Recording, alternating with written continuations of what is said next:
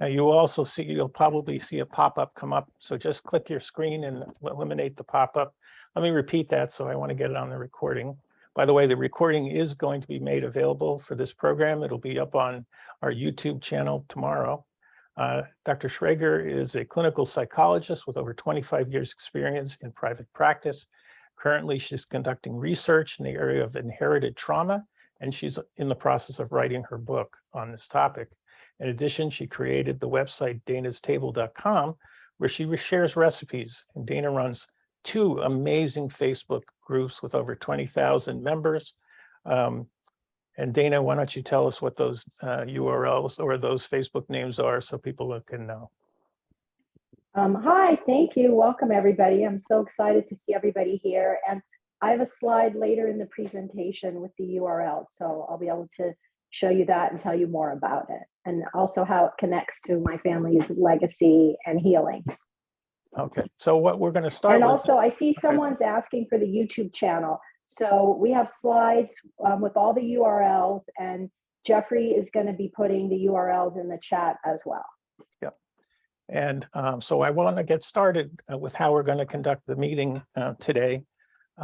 We obviously will eventually have 4 screens if everyone who registered comes in. I'm not sure everyone will, but it's very important that we all use the chat. So I'm going to ask you to get used to click the chat button right now. And you'll see that the chat will say at the very bottom, to everyone. You want to make sure that you're going to be on everyone.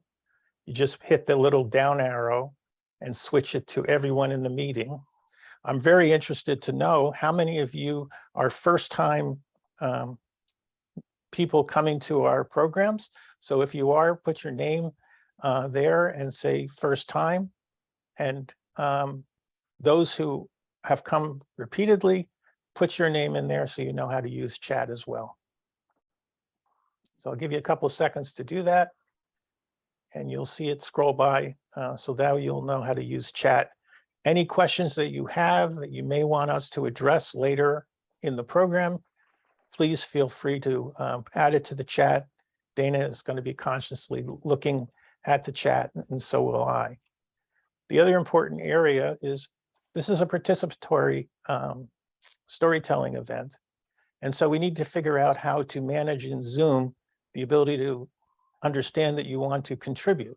We can't have you just unmute yourself and start talking, because this is very much like a walkie-talkie. So the first person who talks gets ownership, and we can't have each other talking over each other. So there's a really cool tool in Zoom. And if you look at your toolbar, you'll see something called the reactions button. If you click on the reactions button, you'll see something called hand raise. And you notice in my tile, which is up here, I have now raised my hand. Anybody who wants to speak, we want you to raise your hand. When you're finished speaking, please go to that same reactions button and lower your hand so we don't get confused unless you have a follow-up question. I see, so that's how we're going to know whether you want to speak to us, because Zoom, once you raise your hand through that reactions button, you come to the front of the 4 screens, and so we can see you easily. So I'm going to continue to admit people, and I want to introduce my pal, Dr. Dana. So Dana, why don't you take it from here?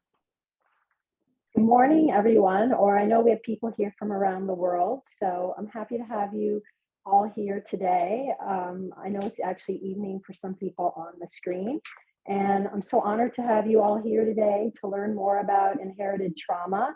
I hope you find this useful, that our goal today is to help you understand better what inherited trauma is, how the trauma may have been inadvertently communicated to us as second generation or third. There's an echo, Tommy. Is everybody getting an echo? Oh, I'll check it. I'll check it out. But no, I have my earbuds in. Thank you for telling me. It's coming in odd. Okay, let me check. I'm going to switch to other earbuds, but Jeffrey, do you want to cue up my slides and I'll go switch my earbuds in case the other pair works better. It'll just take me 1 second.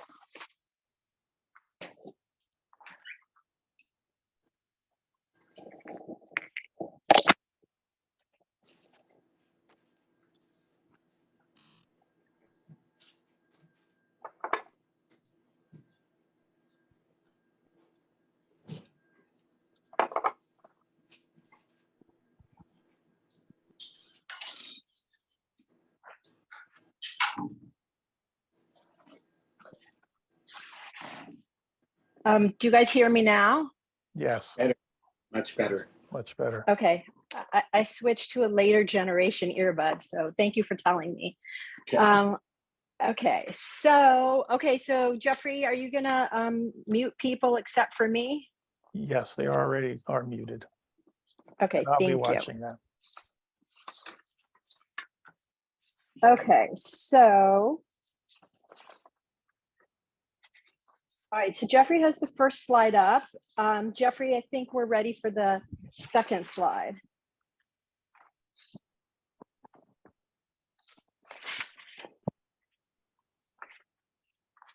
Okay, so I want to let you all know that the things that we talk about today and the resources that I put on my website. So if you're looking for resources, if you're looking for URLs, this is the only URL you need because everything is going to be on this page. So take a screenshot or jot that down, and that will be your guide for after the presentation. Okay, so Jeffrey, next slide, please.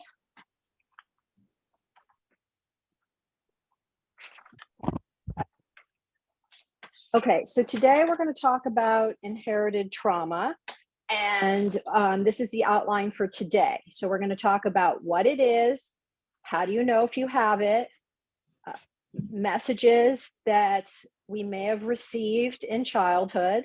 We're going to have a lot of opportunity for audience participation, so people in the audience can share their examples.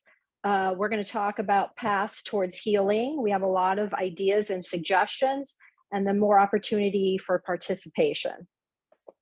So, okay, also when I got up, I mixed up the order of my pages. Okay, here we go. Okay, Jeffrey, so we're ready for the next slide. So what is inherited trauma?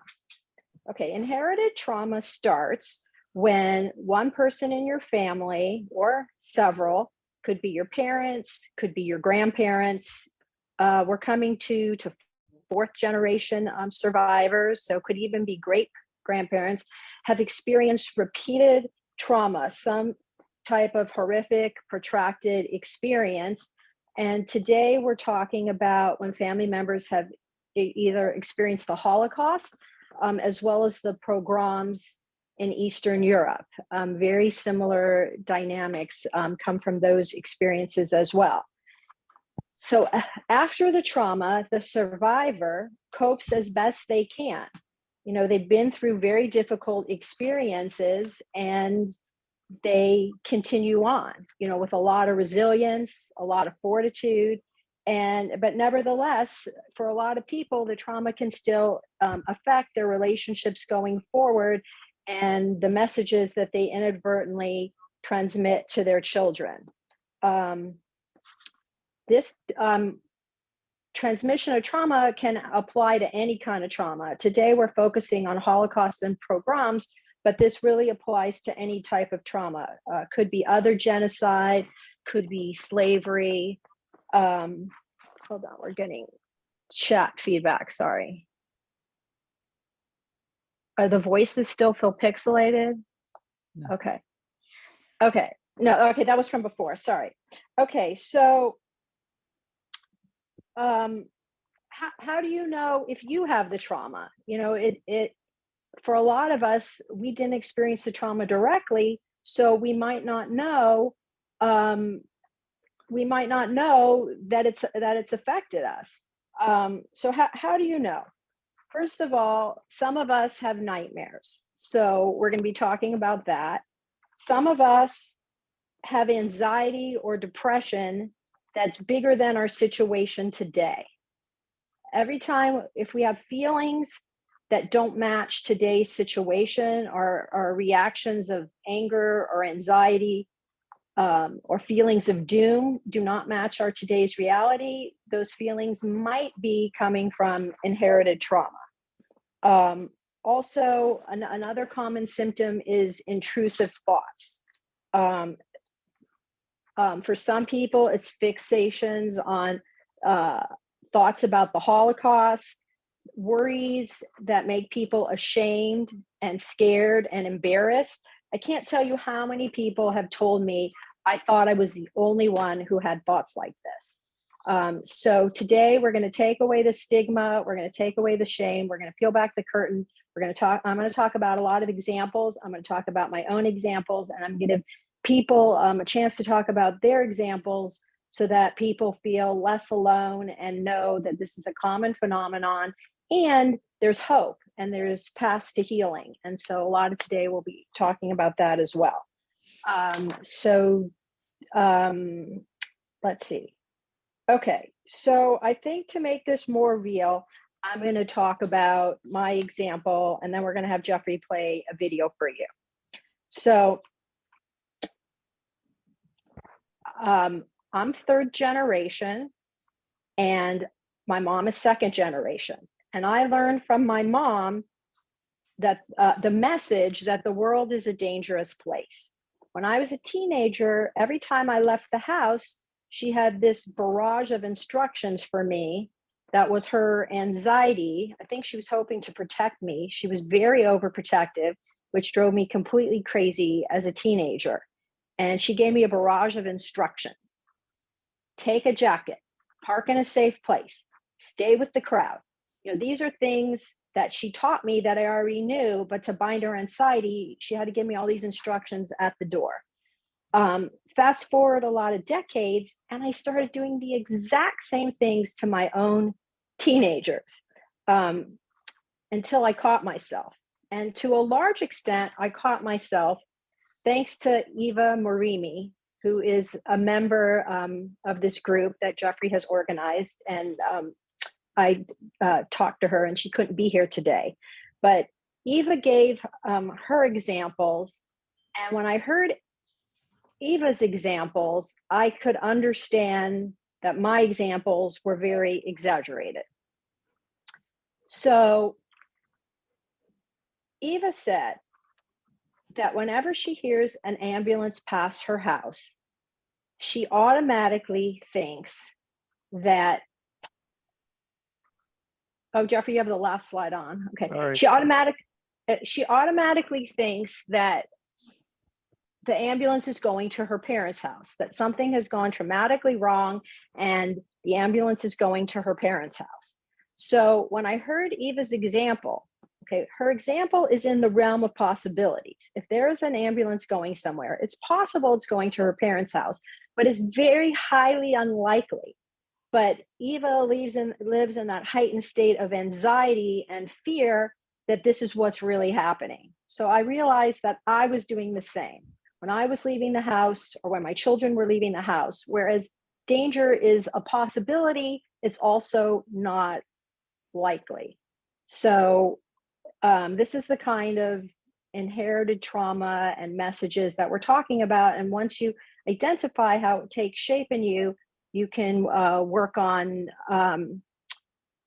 taking the power out of those kind of automatic thoughts. Okay, so I have a lot more examples, but I think first we're going to go to a video. So Jeffrey, could you cue up video 2? Jeffrey and I have a Seinfeld episode for you that we want you to see. It's just 2 minutes. It's incredibly hysterical. George Costanza talks about his angst and what he does about it.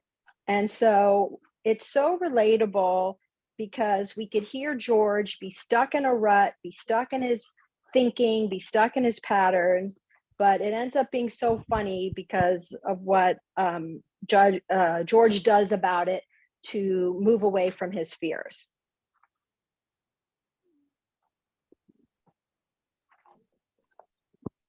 You having it all? Where were you? Out to the beach. Out to the beach. Jerry, it's not working. What is it isn't working? Why did it all turn out like this for me? I had so much promise. I was personable. I was bright. Oh, maybe not academically speaking. I was perceptive. I always know when something's uncomfortable at a party. It all became very clear to me sitting out there today that every decision I've ever made in my entire life has been wrong. My life is the complete opposite of everything I want it to be. Every instinct I have in every aspect of life, be it something to wear, something to eat, it's all been wrong. Tuna on toast, coleslaw, cup of coffee. Yeah. No, wait a minute. I always have tuna on toast. Nothing's ever worked out for me with tuna on toast. I want the complete opposite of tuna on toast. Chicken salad on rye, untoasted, with a side of potato salad and a cup of tea. There's no telling what can happen from this. Chicken salad's not the opposite of tuna. Salmon's the opposite of tuna, because salmon swim against the current, and the tuna swim with it. Good for the two. George, you know that woman just looked at you. So what? What am I supposed to do? Don't talk to her.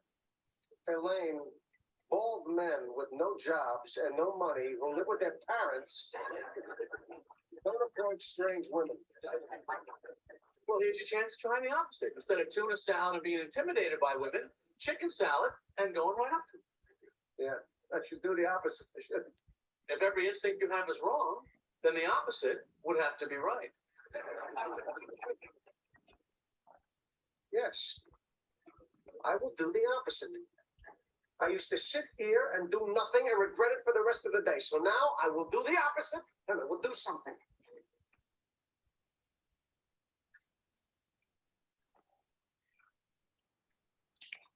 Excuse me, I couldn't help but notice that you were looking in my direction. Oh, yes, I was. You just ordered the same exact lunch as me. My name is George. I'm unemployed and I live with my parents. I'm Victoria. Huh?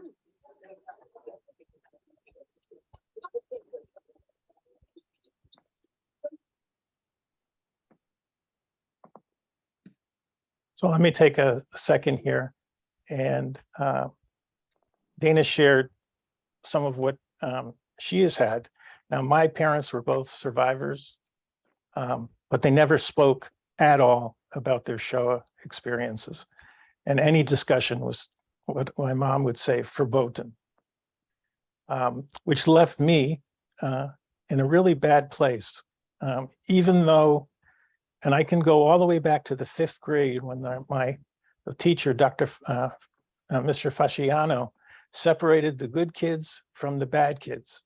And he put me in the back of the room as one of the bad kids. And I refused to go to school. My mother had to literally drag me with my sneakers rubbing into the cement 2 blocks to get me to go to school. And that was the very first time that I started to have headaches and nightmares. And I didn't know why. And my nightmares and headaches went all through my life. Maybe once or twice a year, I would get these similar headaches and nightmares. I was being in a cell, being interrogated by Nazi Gestapo officers, no beatings, but every single time I would have the exact same dream. It's so bad that I would wake up in the middle of the night and have to take a shower because I was totally soaked. Now, that continued all the way through 2019, when we retired to come to San Diego, and my friend Freddie Pack here, who may be on this, I think she's here. She invited me to go to the San Diego Generations of the Shoah, a second generation group, which has 100 members. And basically, I want you to know where I've come from. Before 2019, I never would have watched a Holocaust film. I would have never watched a book, read a book. I never watched Schindler's List, and I couldn't watch Hogan's Heroes. I just was totally traumatized by anything about the war, though my parents never left any dialogue that would make me the way I was.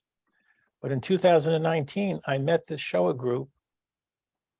It's not a therapy group, it's a social group. It has 100 members. All of us are 2Gs here in San Diego. And I realized for the first time that I wasn't alone, that other people, parents talked, and many of them didn't talk. People had all kinds of headaches, all kinds of anxieties, all kinds of issues. And I finally realized that I wasn't alone. And so one of the goals here is to make you realize that whatever you're experiencing, you're not alone. And there are many, many, many people. And you see that there's now over 60 people in the group right now, and still more coming in. We need to help you. And that's one of the reasons why I'm so emotionally attached to this program.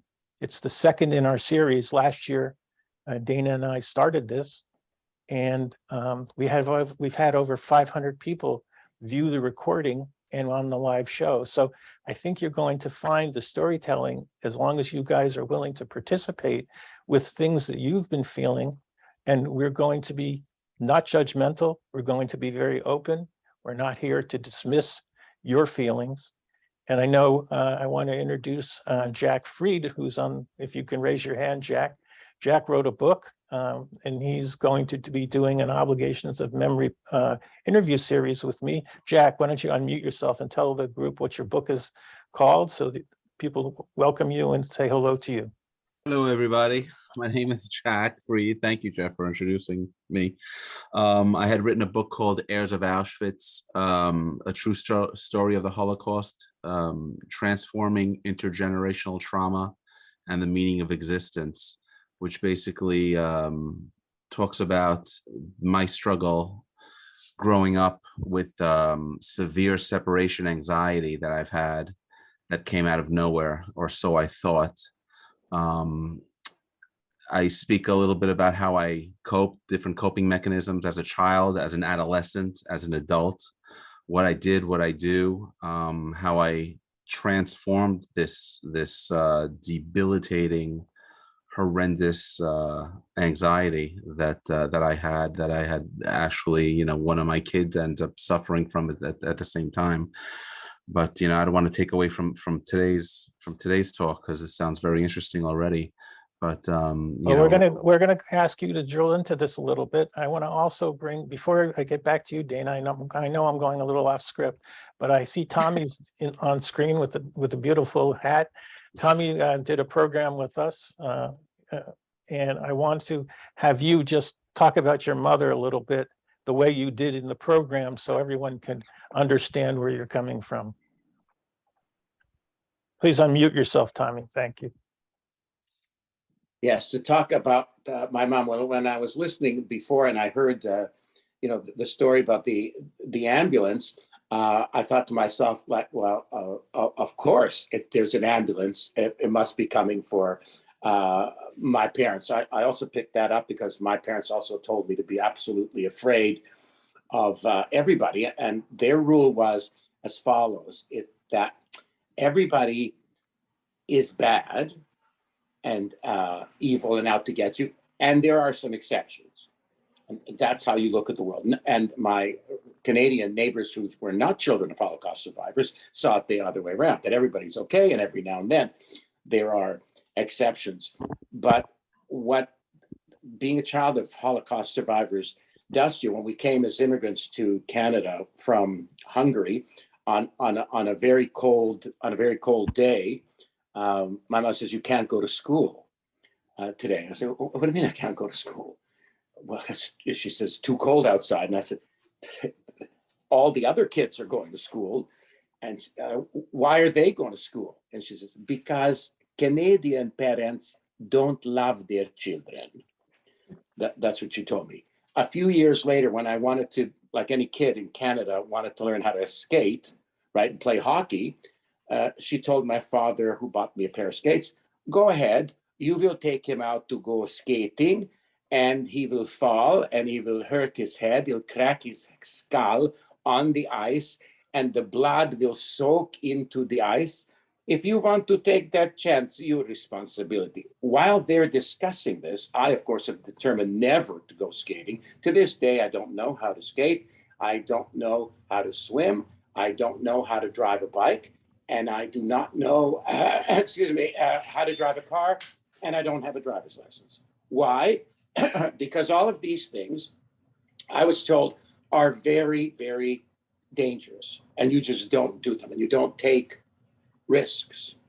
But on the upside of it, I also got a lot of chutzpah, because my mother used chutzpah to survive. The book I wrote is called Makeup Tips from Auschwitz, How Vanity Saved My Mother's Life. She had a lot of chutzpah. I got a lot of chutzpah as well, which helped me in my career. So I'm sure this applies to everybody. We are what our parents made us, the good and the bad. So I wanted to also ask Arlette, I know you're going to leave early, so I want you to unmute yourself and perhaps share your personal story quickly. And tell us where you are. I'm in the Netherlands, also known as Holland. So it's 7:30 in the evening here. Hi, everybody.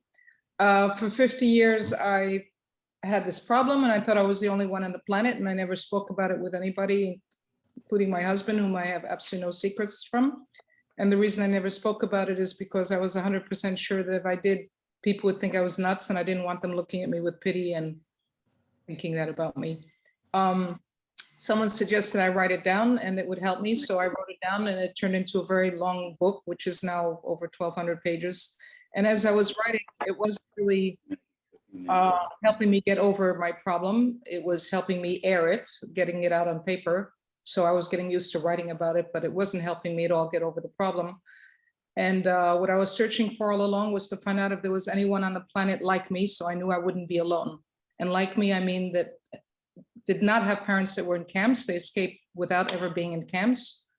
Grandparents who were not in camps, but somehow inherited the same, or inherited trauma, which was with me, you know, every waking minute of my life, thinking of the Holocaust. That was my problem. And I wanted to find out if there was someone like me. So that was my mistake, was looking for someone who was like me, because I later realized that no two stories are the same. And just because I can't find someone who has exactly my problem doesn't make me nuts. And the only thing that helped was when I met Jeffrey and Dana and Esther Gilbert, and they told me about their problems, and I knew that I wasn't alone out there. I didn't know what 2 or 3G meant, and it was like the ugly duckling finding her family. And since then, it was like the elephant got off my chest. The problem is 90% gone. You know, the amount of time I spent thinking of the Holocaust now is 10% of what it was. And just knowing that I'm not nuts and I can talk about it with you right now, complete strangers, has changed my life completely. Thank you. And Zola from South Africa, I know you're with us, so maybe you can unmute and share something too.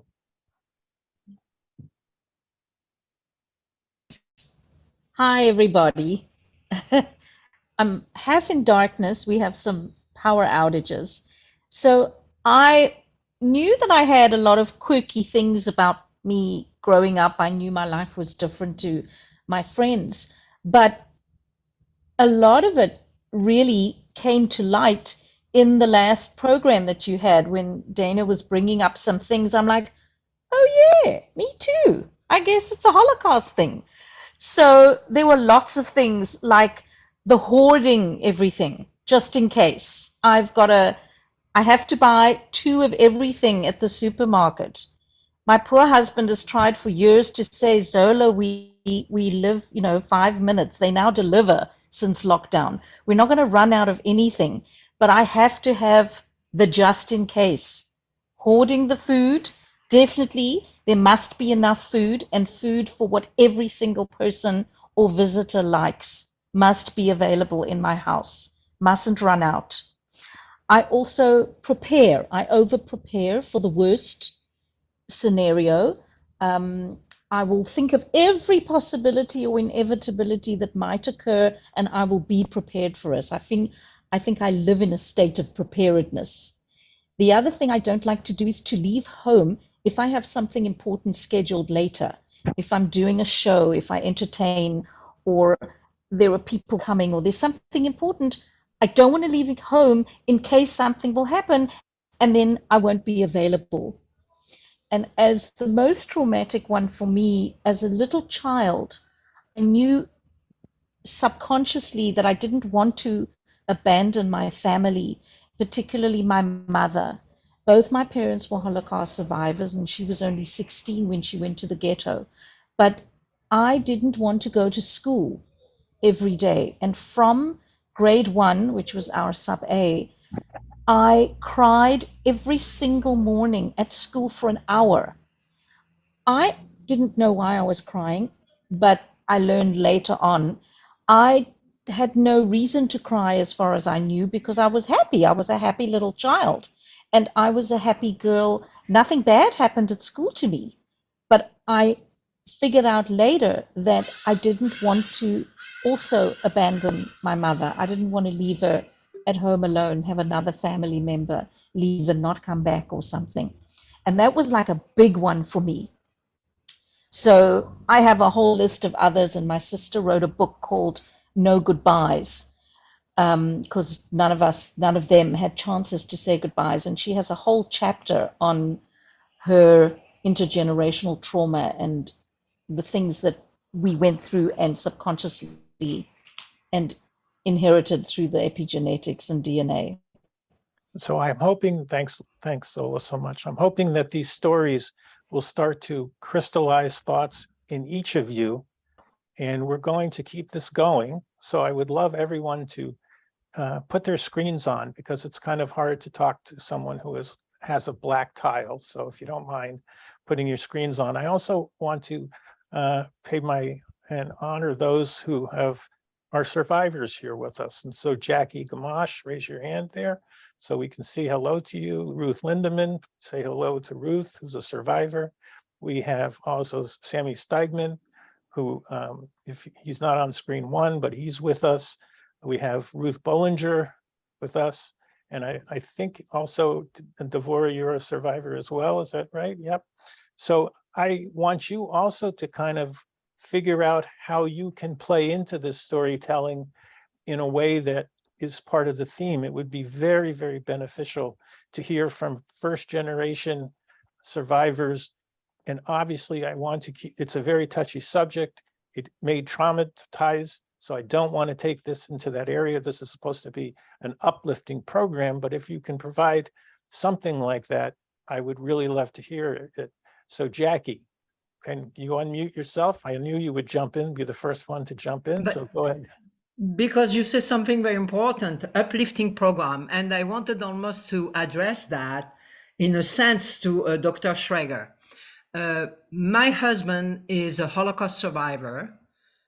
He is today 84, and he lived some difficult times. He was a hidden child in Grenoble for 4 years. From the age of 4 to 7 or 7, 8. But at the age of 4, his father, they were living in the surrounding of Paris, was called by the French police to report himself. And he went, and David was there with his aunt. And they took the guy and never brought him back. That means he was sent to Drancy, and again, it's an arrest by the French police. And you know the story of the French police in France during the war. That means the kid comes back home without a father. Okay, the kids became my husband 54 years ago, and life is beautiful. Nothing affects him. Nothing. Like in any life, you have points of sorrows, worries, of despair, of fight. We had what, as I will identify, 4 major, not life-threatening, but 4 major events where we needed a lot of attentions. okay? One with our daughter, or one with the money, or whatever. But David is a happy guy, and nothing stops him. And in fact, I want to say very briefly that that stage and this happiness that he had drove me to create international Holocaust programs. Voila. And what is your question to Dana? My question is, yes, how does it take a kid? I don't know, if I had to take my mother and my father and to a place in Tunisia where I knew they were not going to come back and live with it, I will be terribly affected. How come, Dr. Shrager, somebody can take and flip the page? This is my question. And be happy. Okay, there you go, Doc. Take it away.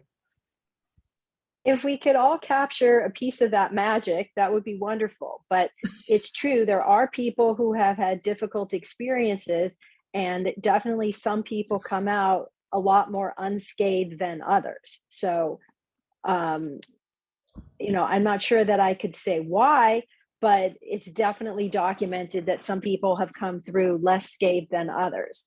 And I think the best we can do now for the rest of us is to understand what symptoms are going on and what can be done about it. And I know for me, and I think like a lot of other people here, these symptoms play in the background. We're so used to that constant worry going on in the back of our mind. You know, this idea that somebody could leave the house and not come back. Okay, that's never happened to me. That's never happened to my mother. But this happened to my great-grandfather. He never came back, okay? So for the subsequent generations, this is a very real possibility, okay? This is not just a, well, it could happen, but it's unlikely, and these unlikely things you usually never think of. So that's why every time I left the house or my kids leave the house, there's this worry people don't come back. It also took me a lot of family research to find out what happened to my great-grandfather. This was never talked about. I didn't know about this until the past couple years, you know, to trace the origin of how this all started. So I'm so happy Jeffrey got the discussion going. Some of the people spoke. I had your examples in my talk, and I know I contacted you ahead of time to ask you if I could use your examples. But much better is that you're here to tell your own examples. And let's go back to the part, well, first of all, we stopped at George Costanza, okay? So if anybody wants to see the whole episode, and somebody put the link in the chat, but you could Google for it, it's Seinfeld, season 5, episode 22, The Opposite. And I think the diner scene is the best scene, but it continues to be funny. And if you want to see the whole thing of how George is breaking out of his old patterns and overcoming his fears, and we're rooting for him every step of the way, you can continue watching that. Okay, so Dana, before you go back into this, I want to encourage anybody who wants to contribute to go to the reactions button and raise your hand so we can see that we set up a queue of hand raises. And Jackie, if you can go and lower your hand. Okay, go ahead. I just wanted to make one comment. With David's attitude or philosophy, he made a very happy family. His daughters and grandchildren adore him because of sa joie de vivre. And that's another point a major point, I think. Thank you for listening. Okay, great. We'll come back. You'll have more to say, I know. So Devorah, probably. I'm from Tunisia, don't forget, and the survivor. All right, Devorah, go ahead. You have to unmute yourself and let's hear from you. Jeffrey, I actually appreciate that you call me a survivor. My mother would have said that she saved me from the Holocaust. She would be very upset to hear that I feel like a survivor. But my story is a little different. My mother suffered survivor guilt. So I was born in the United States to parents who escaped Czechoslovakia. My grandparents were murdered, were on a train from Terezin to Treblinka, murdered exactly 80 years ago. Well, October 15th, 1942, which is 9 months after the Wannsee Conference, which decided on the extermination of the Jews of Czechoslovakia and of all of Europe. I was born 9.5 months after Wannsee, or 2 weeks after my grandparents were murdered, and I have considered myself a keeper of the flame. So I'm not actually legally a survivor. I know that in survivor groups, they're very careful about who is a survivor, but I have felt in my heart, through my empathy, through the guilt that I have inherited from my mother, and through the fact that I was not able to, so I was 3 years old when my mother got the telegram from the one surviving cousin who detailed all of the murders that happened, about, what she had been in Terezin with my grandparents. And my mother had been writing letters about me, about sending tickets. She was thinking that there was someone on the other end in Terezin. She had an address in Terezin. When I was 3 years old, she realized that her parents had died before I was born, and that none of this had gone through, and that she hadn't realized what was going on, that she actually thought they were there. And she had a nervous breakdown for a year. She was shaking, she was terrorized, she was angry. I thought she was angry at me. I misbehaved because I had to give her a reason to be angry at me. Anyway, who knows? I am actually telling my story and the story of my grandparents. I'm honoring my grandparents in a different program on November 2nd called Teach the Shoah, where what I am doing to try to deal with my own trauma is through storytelling. And I'm feeling that I'm connecting those two things, their murder, Fritz and Ida's murder, and my own birth, that I somehow inherited something from them. I don't know if that's the inherited trauma or part of it, but I somehow feel I have their spirit, and things happen to me. I'm connecting it to them somehow in this.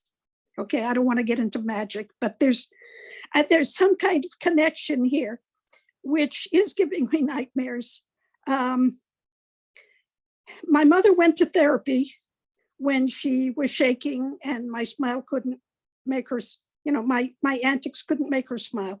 She went to therapy and was told that they can't help her, that she's not crazy, the world is crazy. And as some people said, she got over it.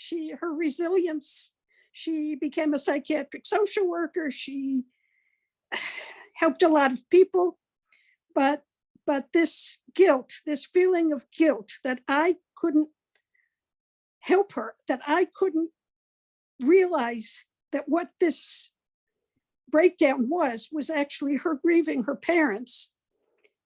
So I have taken that guilt with me, and apparently not only in how I behave in the world, but also in how I've been a mother and even a grandmother, that this guilt thing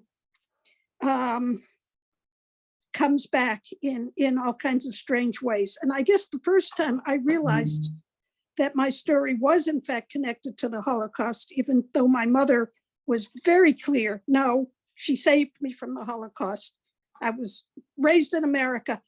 That this has nothing to do with me. This was her story, and close it up. And I had to force her to go to Czechoslovakia, take me to Czechoslovakia. That was a whole other story. But what opened the curtain for me was reading Helen Epstein's book, The Children of the Holocaust. And I'm going through these stories of different people who were interviewed and saying, that's me, that's me, that's me. That's the black box in the back of my head that I can't open. That's me. And that's when I started understanding that maybe part of what I was feeling was directly connected to my my mother's Holocaust experience. Okay, Deborah, thank you. I don't want to cut you off, but we want to also try to get as many people as we can into the program. Yes, And, thank you. Okay, and you maybe want to put that book title in the chats for other people to benefit from your experience on that book. So Renee, I see you're in the next up. So your hand is raised, so unmute yourself and hello, Renee, nice to see you. And glad you're with us. Go ahead. Something I learned recently was that my grandmother, and we lived together for many years, never would open the door. Anybody rang the door or knocked on the door, she wouldn't open it. I don't know whoever opened it, if my grandfather was home. I mean, and she escaped without my grandfather. So I find that fascinating because I always jump up when the door rings. Oh, somebody's coming to visit me, you know. But that changed a while ago for me, and I wonder what that was about. So, why don't you tell the group about your father? Oh, okay. Quickly about his being a Ritchie boy. Okay, Ritchie boy, that says it all, right? Okay, so I'm sure your group knows about the Ritchie boys. Well, maybe give them a little bit of a. I'm No, sure some oh, of them don't. shaking their head. Okay, Ritchie Boys was a group organized or recruited by the U.S. Army for German refugees who were in the United States to become part of the intelligence corps. And they were formed in 42. And my father became one of those and captured a high-ranking SS official. So that was a good story. Okay, great. Now, Jeannie, I see your hand is raised, so go ahead, unmute yourself, Jeannie, and let us hear from you. Give us a little background on you, because I think this is the first time we're meeting, so yes, welcome to the group. So I'm thank glad you. you're here. I'm so happy to find you people. My father left Russia right after the revolution, 1918. I don't know. I'm sure that I did have family in the Holocaust, but I don't know. But I have been haunted by it my whole life. When I was, I guess, 11, 12, I was in summer camp, and there was a skylight over my bed in my bunk. And at night, there was always a shadow that, I guess, the trees or whatever. And I was sure that it was Hitler looking at me. And I have been obsessed my whole life since before that time. I'm sure that I heard stories as a young child from my father about leaving Russia at night, walking across from Russia to Romania to avoid being conscripted by the Tsar. And these are all things that run in my head all the time. And when I saw the qualifications, I am terrified. If anybody leaves my house until they return, I am absolutely almost unable to function. I have had nightmares, and I'm assuming that it's just inherited trauma. You know, my mother used to say that at times my father would cry during the night, and she would wake him up and say, "What's the matter? What's the matter?" And he would say, "I'm running away." And I, you know, and the thought of him leaving His mother had 18 children, and he left everybody except for a couple of brothers, and there were already a couple of brothers here. And so the fear of separation in me is horrific. I have been to therapy. There's a Woody Allen joke. I've been to 100 therapists, and if the next one doesn't work, I'm going to Lourdes. I was almost at that point of going to Lourdes to try to get rid of this. And I work on it, but it's very difficult. And it's really reaffirming to know that I am not the only person that feels this way. So I appreciate this group, and I'm so happy to have found it. Well, we're happy to have you. So Thank I you. also wanted to say hello to Tanya there, and it's nice to see you and meet you on screen. And hopefully you have your hand raised, which is fabulous. Ruth, you're up next. So this is Ruth Linderman. She's a Holocaust survivor, a child from Vienna. So, and a huge participant in our programming. So I hope you unmute and let us hear from you. I think I'm unmuted. Can you Yep. hear me? Yep. I just wanted to insert something very quickly about my parents. We were from Vienna, and my parents were definitely assimilated. They thought of themselves as Austrians, and I realized not too long ago, actually, and I'm pushing 90, so took me a long time to actually realize it. My parents were ashamed. They were ashamed of their fellow Austrians who did these terrible things to them, their friends and neighbors, people they'd known all their lives. And they didn't want to talk about that. It was definitely shame. And that feeling of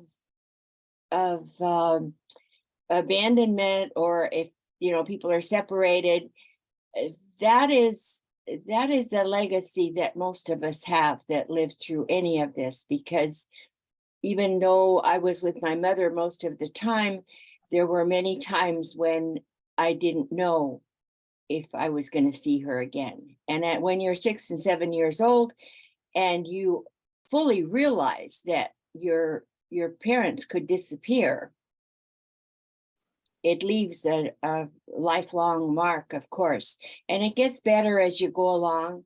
And a group like this is very helpful because people are able to talk about these feelings while no one else would understand. And so that makes it a very useful thing, Jeffrey, and you're doing a very good job with that.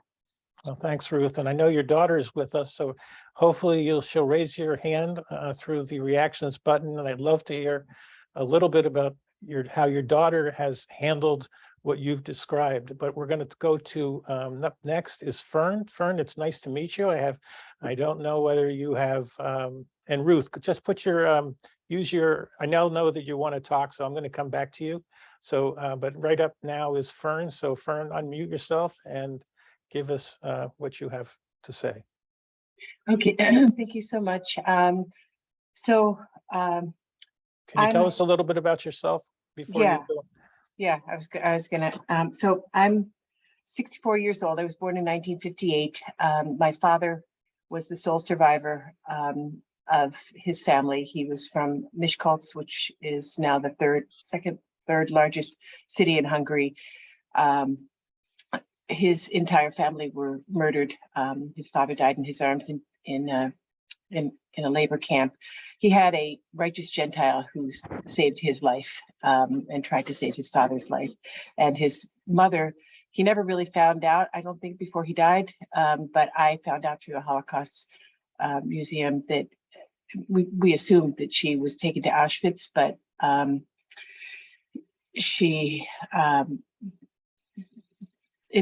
according to the records, she was taken in June and wasn't murdered until September. And I don't even know what that all was. I mean, we'll never know.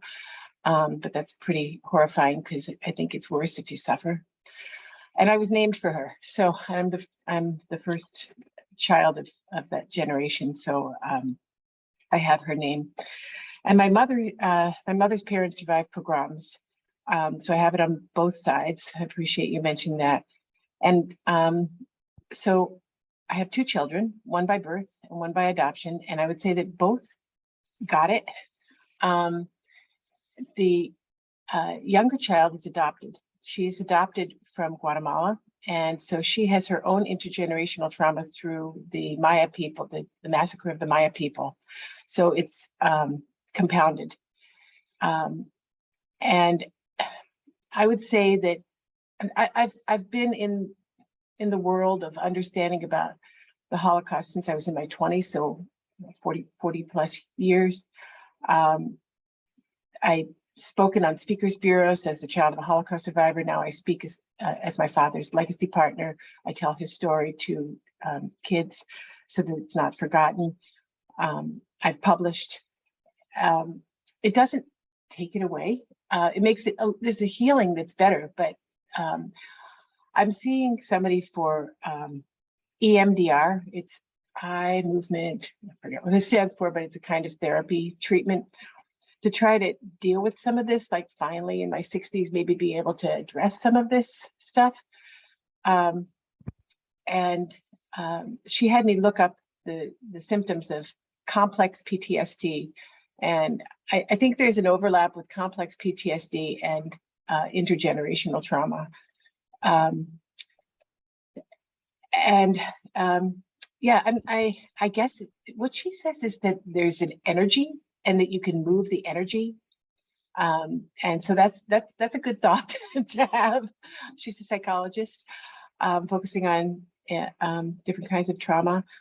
And so, you know, that's good to know that if you can, oh, thank you, Tanya, that you can move this through energy, because I've written and spoken about it my entire life, and even interviewed my father, which was a form of healing, but it isn't the healing, because all those things that everybody has mentioned still exist.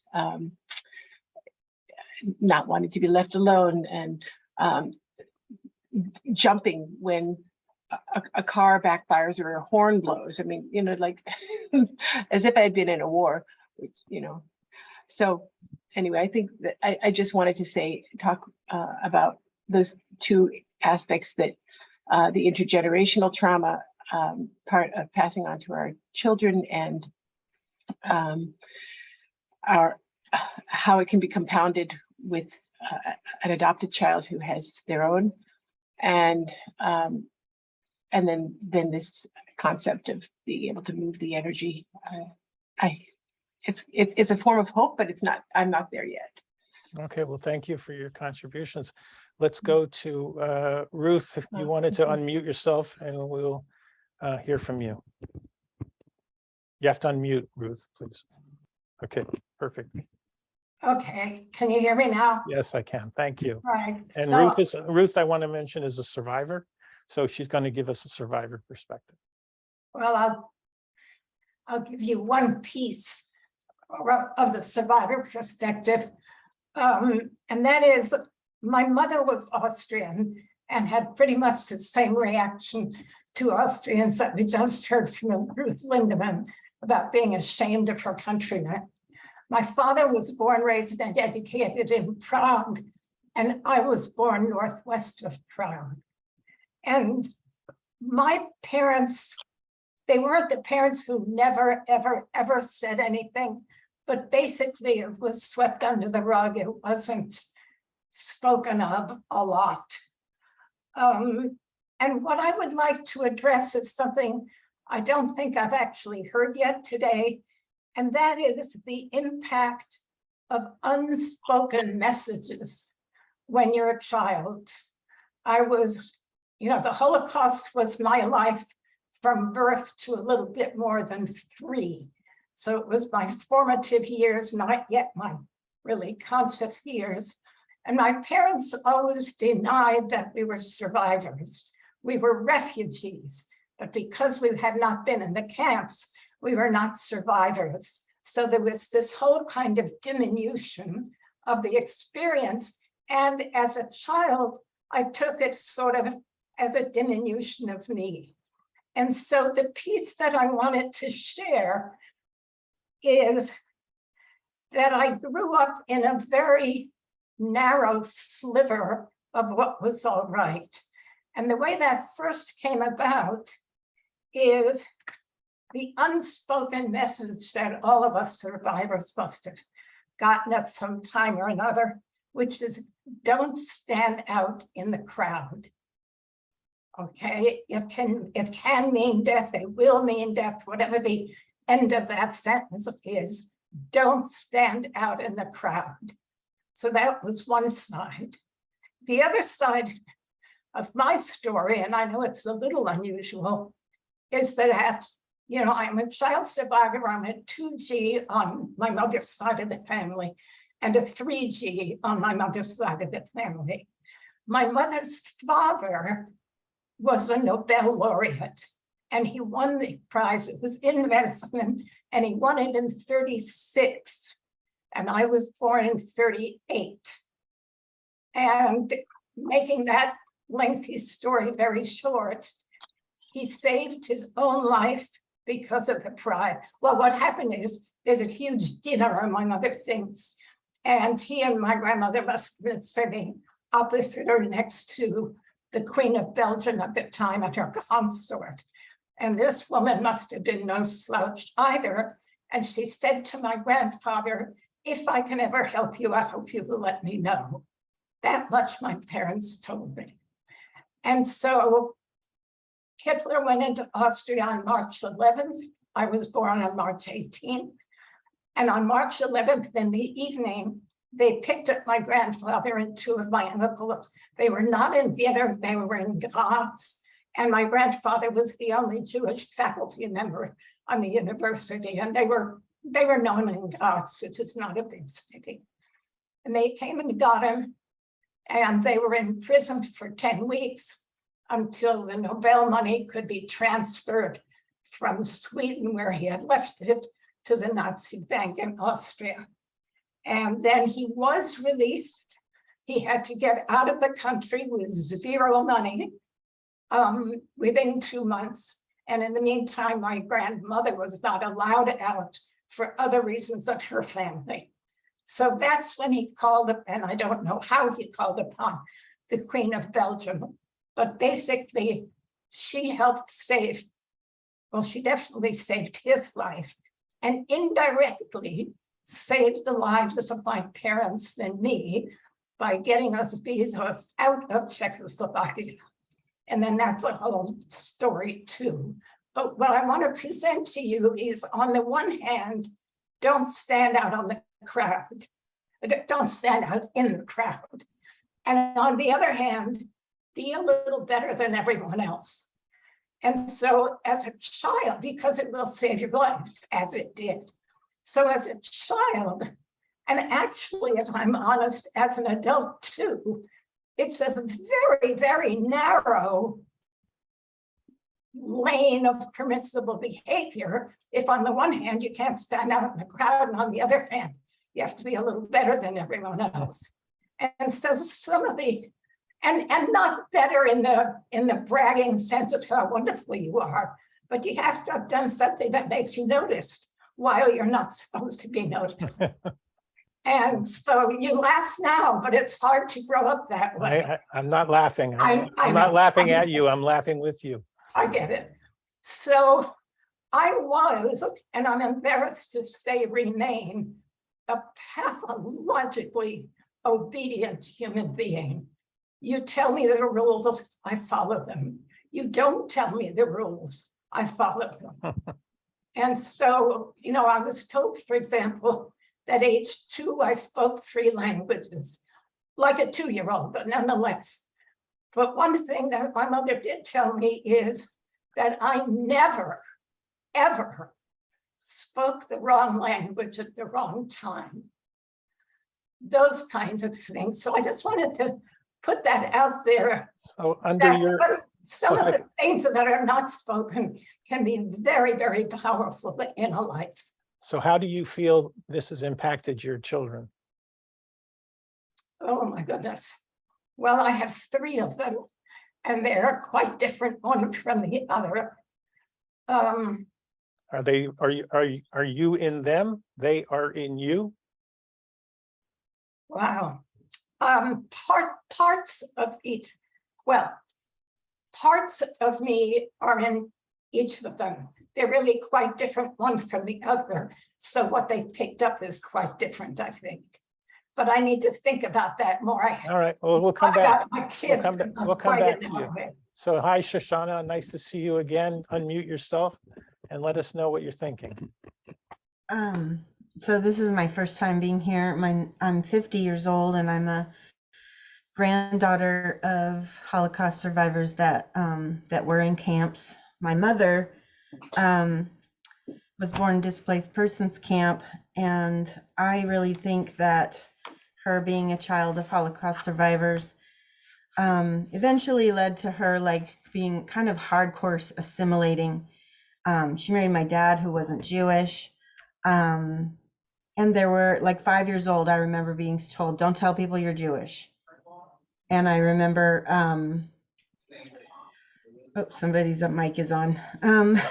I'll switch it off. Go ahead. Okay. Yeah, so I remember her saying stuff like that. I remember we didn't do any of the kind of like outwardly Jewish holidays, like Sukkot was never done. We didn't have Judaica in the house. Yeah. And then she is kind of like a low-key hoarder, and she used the just in case thing all the time as well. And Well, how has this affected your children so how has it affected me? and your children? So I don't know if it's affected my daughter that much, but for me, my generational trauma awoke after the Charlottesville Unite the Right rally. And I was so, traumatized by that I went ahead and got reclaimed my grandparents' Polish citizenship, because every bone in my body was screaming, you have to have a backup plan to get out. And so, yeah, it's calmed down a little bit since I've gotten that. But that's a big way that it affected me, is that I just felt like I had to, have an out to get out. You would go back to Poland, Shoshana? So here's the thing. You don't just have citizenship. You have citizenship in Poland, but you have access to 28 other European countries. You would go back to Europe? Yeah. You would go back to over Israel? Not now, because Russia's going to be all over that soon. But yeah, like I said, a lot of things calmed down after I got it. It helps to keep your options open. Like maybe you'll never use it, but you have the option. And like you said, it keeps 28 countries as an option. So it's part of like the backup plan, and be prepared and be ready to go. Being ready to go, meaning leaving your country and being ready to flee. Exactly. And Shoshana, where do you live in the United States? Yeah.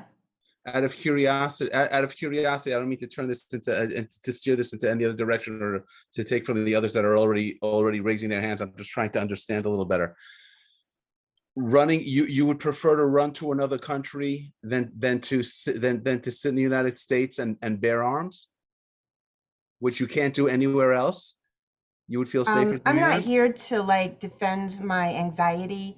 No. I'm just curious. I'm just wondering where it's like the fight or flight response, because I hear from so many different people. They either it's like from one to I'm just curious where Jack, I don't want to put Shoshana on the spot, so we'll just leave it there. Okay. So I know, I understand. I didn't mean to put anyone on the spot. I'm just curious, but that's okay. All right, Tanya, you're up next, and I also want you to mention your mom, because your mom's a survivor. So welcome to the program. It's nice to finally see you and meet you. We've talked many times over email. Thank you. Thank you. I'm not such a great speaker. My mom's the one who's good at speaking. But I definitely not from the United States. So tell us where you are from. Well, I'm originally from London, but I live in Durham.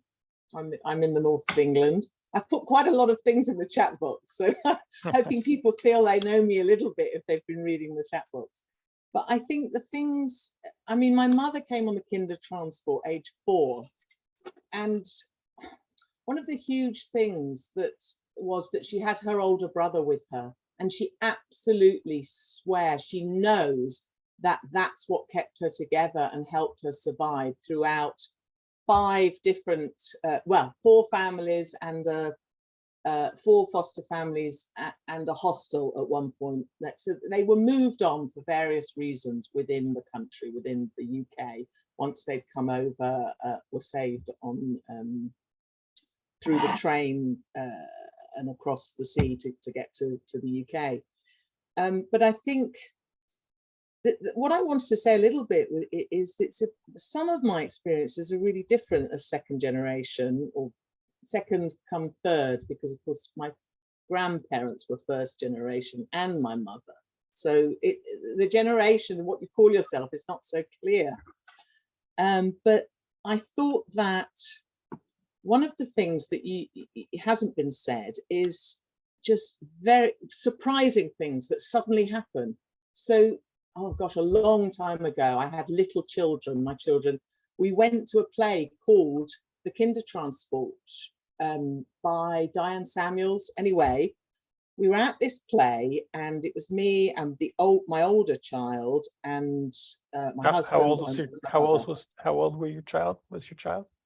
Oh, Adele must have been 9 or 10, possibly 11. I can look that up.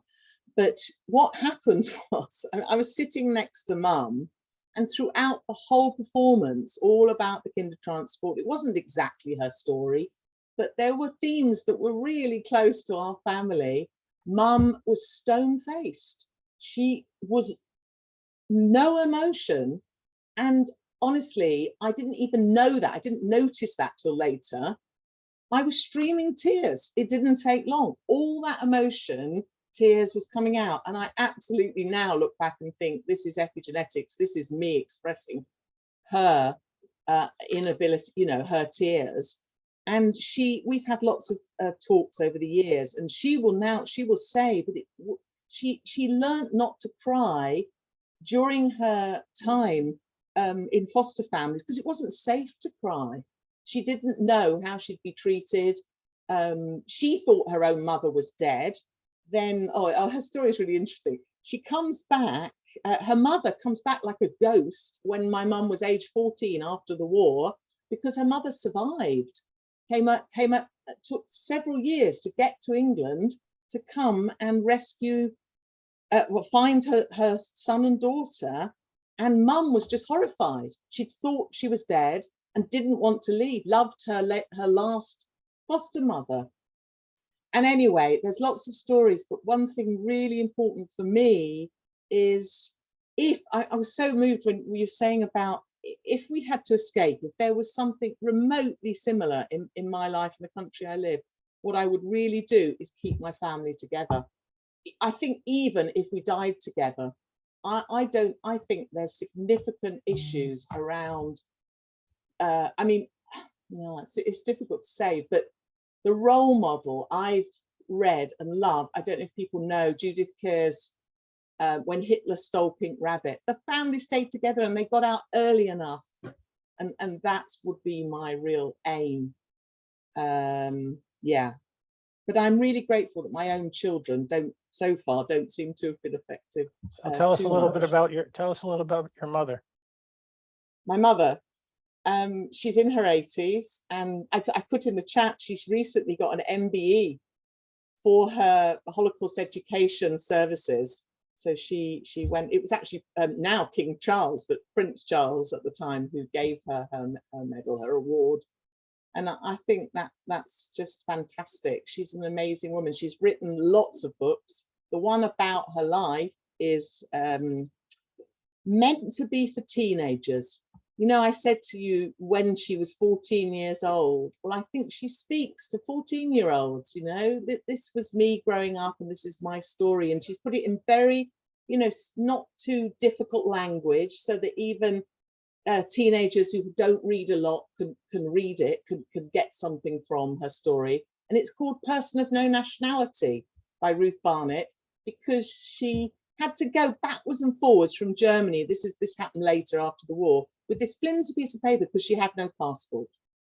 And she felt like a freak doing that. And that's why she's pulled that. And she regained her German citizenship and was proud to be a Brit. You know, she developed her life after the war here. Have I said enough? Yes. Great. But put your mom's book and any writings that you've done in the chat, so we know. You may have done it already, but if you didn't, so No, Sammy, I will. Sammy, you got to get on the screen so we can see you. Sammy Steigman, are you there with us? Sammy, well, so I'm going to go back to our next phase. Okay. Okay, Sammy, put yourself on screen. Yeah, I'm putting myself. Okay. Yeah. Okay. All right. So Okay. what do you have? Sammy is a survivor. We've done several programs together. Thank you, Sammy, for coming. And why don't you share with us what you want to say?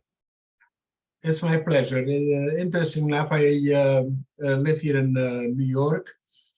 I was in a camp, labor camp, with my parents in an area that very few people know about, and that is Transnistria, because where my mother and I were born in a city that was part of Bukovina.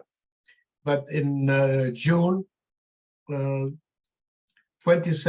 1941, when the Operation Barbarossa, when the Wehrmacht attacked from the Soviet Union, behind them were the Einsatzgruppen, the special killing groups, and behind them were also the Romanian groups. And the Romanians annexed Bukovina, Bessarabia, and Transnistria. So one of the interesting parts is every Holocaust survivor reacted differently through the trauma that they went through.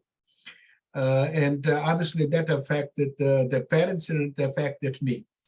My life was saved after they finished with the medical experiments by a German woman when she saw the physical signs that I'm dying of starvation at the risk of her entire family. She decided to give me milk. But interestingly enough, just to give you an example of how a very simple story, I think it's a funny story, how it affects you. What happened is several years ago,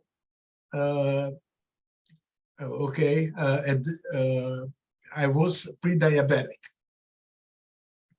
And the doctor, took a blood sample and he said, Sammy, I have to put you on medication. I said, you don't have to.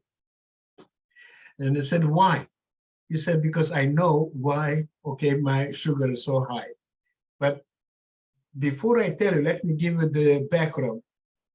Because we knew hunger. And it's not me, it's everybody that went through the Holocaust and everything else. My mother always taught me, to leave the plate, to finish everything, and to leave it clean. We did not need a dishwasher. So anyway, so just to give an example, how it affected me in later life. So when the doctor told me that he wants to put me on medication, I said, you don't have to. He said, why? He said, because I just bought 2 pounds of ice cream and I finished it in one sitting. Because whatever I see, if I don't have it, I don't need it.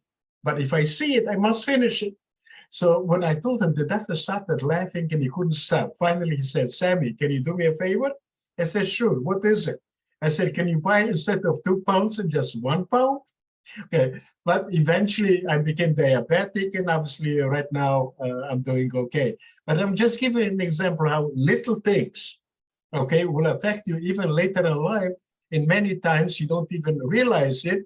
And I was also an emotional parent to my parents. But the interesting thing is that I realized a lot of the things only when I started to speak, only in 2008, because I have no memory of that period of time and my parents did not talk about it. The only thing that my father talked about, my mother had kids of depression, so obviously it affected me, but my father talked about from 42 people losing 40 members of the family. So I never had an extended family. It affected me in many, many ways, but I also grew up to be very independent. and being probably too independent, I never complain, and people do not know if I need help or not because I never ask for it.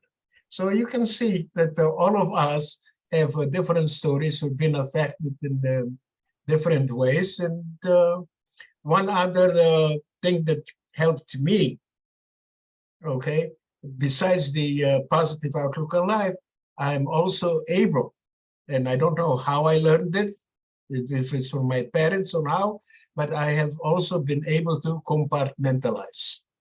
So when I have an issue to deal with, I compartmentalize, I deal only with that issue. Okay, and the other things are always put on the side. So how I learned about it, I don't know. Okay, thanks, Sammy. So I'm going to turn it back to Dana. And Dana, if you don't, I think we'll go for the messagings as your next section, and then we'll give you a chance to get back in and do some of your talking.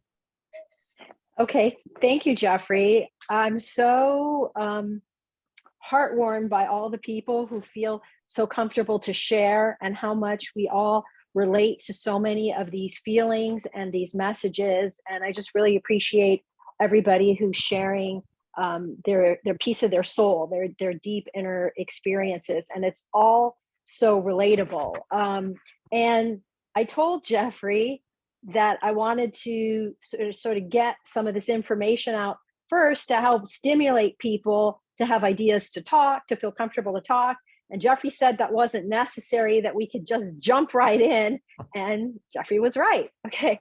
So, and really that's the point of all this is helping people share a piece of their story. And I feel that every time I share a piece of my story, especially since so much of my story was in Pandora's box, everything was a secret.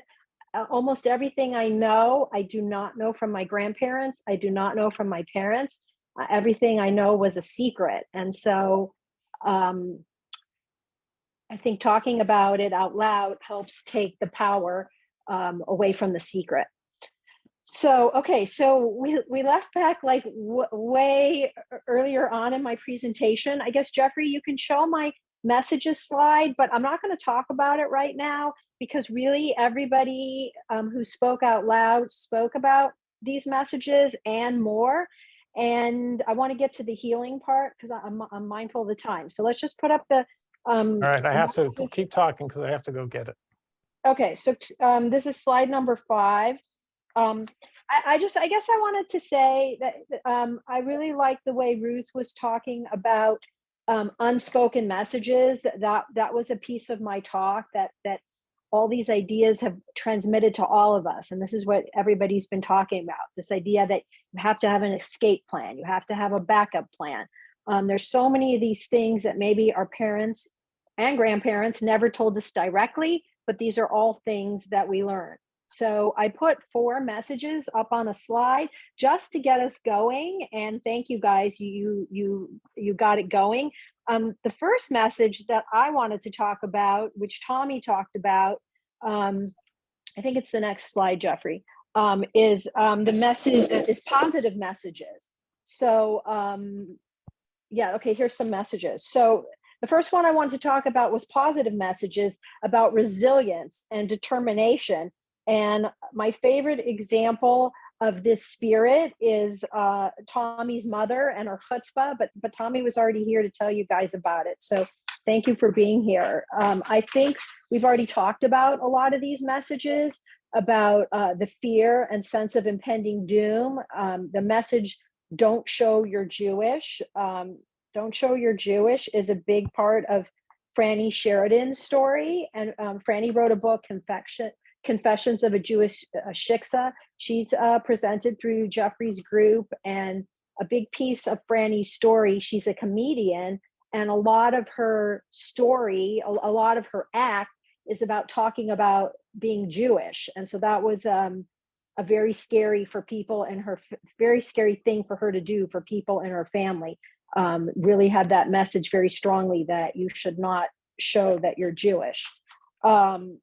Okay, I want to skip now to the next slide, Jeffrey. I guess it's slide 6. because I want to talk about paths to healing. Okay, I put up some of my ideas. There's more ideas, but let's talk about as many as we can, because I think we've really highlighted what it's like to have some of these symptoms and what a lot of these messages are that we've gotten from our childhood. And let's talk about paths to healing. All right, so first thing, I guess, there's many ways to get your story out. Okay, you can write your story, you could share it out loud, you could express your story through the arts. Some people do this, they make films.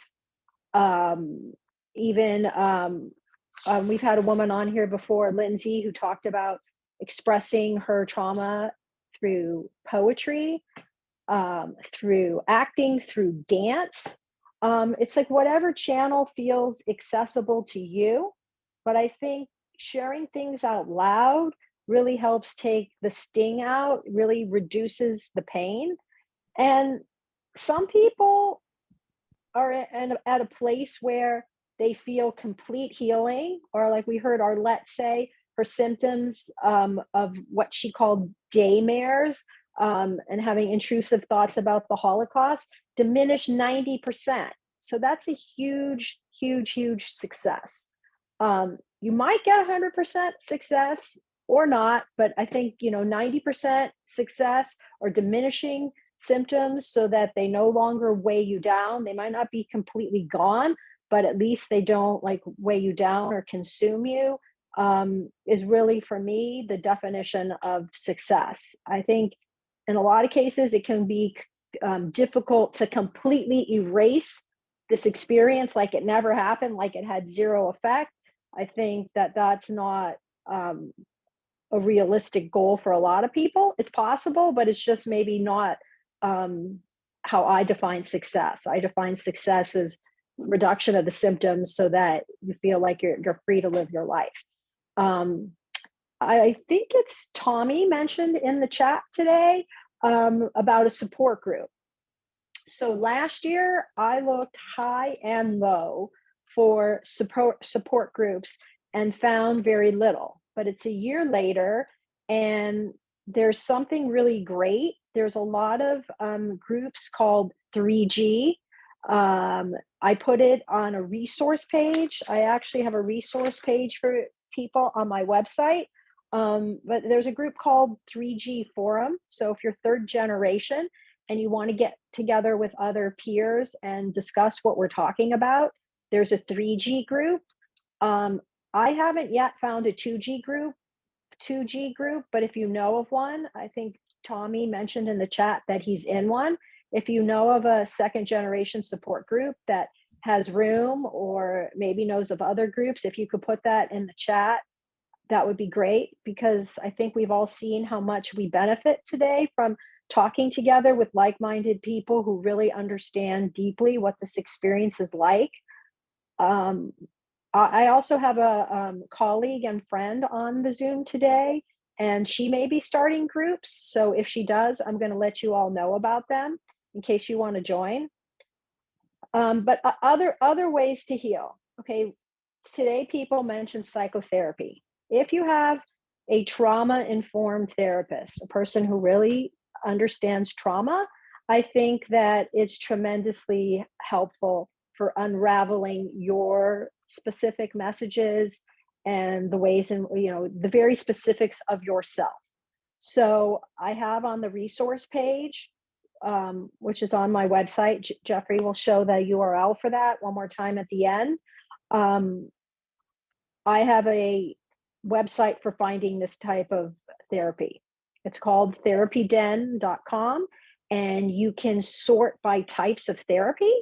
And you can, there is intergenerational, a therapist who understands intergenerational trauma is an option to sort by. So, all right, just to get through these a little more quickly, and then I'd like to people have a chance to talk about the healing that has worked for them. But I know people who have been greatly helped by yoga and meditation to help reduce anxiety. And for me, I want to talk about the third grouping, which is seeking more information. For me, everything in my family, as I mentioned, was a secret. And so I had to understand what was fueling my nightmares. And I needed to know what the origin was. So I did extensive research and really learned a lot. I interviewed family members that are still alive. I did genealogy research. I met amazing, helpful people in Facebook groups, and I pieced together a lot of my story. It was very scary to open Pandora's box. Like, I could almost get palpitations right now thinking about that like initial opening of the box. But I was in psychotherapy, and I really felt like my therapist was walking alongside me, that I wasn't doing this alone, and that she was doing strategies to lower the physiology, to lower the like overreactiveness of the anxiety, so that I could, and keep me grounded in today, so that I could walk through the family trauma. And I had somebody ask me, a friend, why am I opening Pandora's box? Why would I open Pandora's box? Like, why do I want to go through all that? And I honestly felt like I had no choice, because I was having severe nightmares multiple times a week. All of a sudden, this is not something I live with in my whole life, but in my 50s, these nightmares surfaced. And I realized that the only way I was going to get rid of these nightmares was to go through. I could not stay stuck. I had to go through and have faith that I would get through to the other side and have resolution. And I have resolution. I'd say my nightmares are 98% gone, and it's really relieving. Okay, so the last path of healing that I'm going to talk about right now is finding a way to honor your loved ones, or honor their legacy, or spread the message never again. And there's a lot of people on this Zoom today who do just this. They tell their family's story. They've written books. They've produced movies. They're part of speakers bureaus. And it's a very beautiful way to honor your family's legacy. And I'm doing it in a little bit of a different way. The way I do it is through sharing recipes and sharing the best part of being Jewish, in my opinion, sharing the food, sharing the celebration, sharing the holidays. And in my groups, I encourage other people to live that kind of joyous Jewish life, where you really get all the benefits of community and good food. And it's, being brave and not being afraid to be publicly Jewish, and helping other people find the joy in being Jewish. So if this interests any of you guys, I have 2 Facebook groups for this, and Jeffrey will show those URLs coming up. But Jeffrey, let's see, what's the next slide? The next slide is,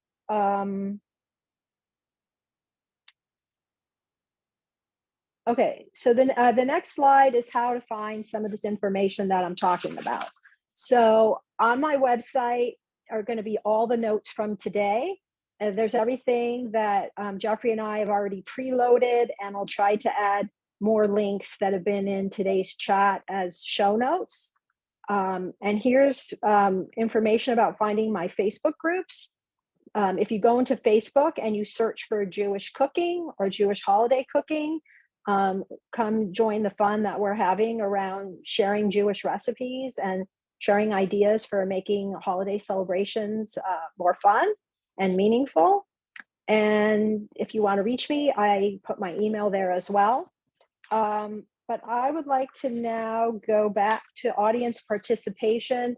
I would love for people to share the ways in which, I guess Jeffrey will go to these last 2 slides at the very end to conclude. Okay. So you could stop screen share for now, but I'd like to go back to audience participation and give people a chance to share the ways in which they have been able to find healing, what's worked for them, and let's share hope with the group that working towards healing is possible. All right. And I want to also make everyone aware that if you came in late, we are using the reactions button to raise your hand. You'll see here, if you click on reaction, which is in the toolbar, You'll see a hand raise, which is up there in my tile. This is how we know you want to speak, so it comes to the front of the screen. But I also want to follow up something that was spoken to by to Dr. Dana. And for me, I also, as I mentioned, my parents never spoke to me about their history. And I never wanted to know. I didn't want to open that box, even though my sister, who's 4 years older than I am, I'm 64, she recorded life documents, got my parents to narrate their life stories, and then she transposed them and sent them to me in 2008. I never opened them until 2019 when I met this, it's a social group, but it's also people are support. There are several people, my friends are on this group. Renee is on the group with me, and several others are here. So I want you to know that in order for me to be able to do, so I would have never contemplated in 2018 that I would be here. If anybody in 2008 would tell me that I have a Facebook group that has 4,000 members and 7,000 streams on YouTube and all of the other platforms, I would say they're nuts. I would have never done it. But in 2020, under lockdown, I started to lean in to try to figure out my parents' pathways. And I've watched over 500 Holocaust films, mostly every film that I could find about Auschwitz and in my parents' Germany. My father was escaped from Nazi Berlin at age 15. And I'm writing, and I run a monthly program like this.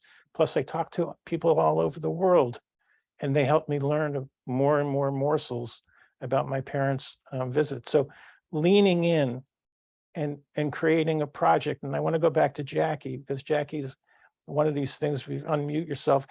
I want you to do 30 seconds on We Are the Tree of Life and why you're doing it. Because on October 27th, we have a terrible memorial, which was the Tree of Life killings in Pittsburgh coming up.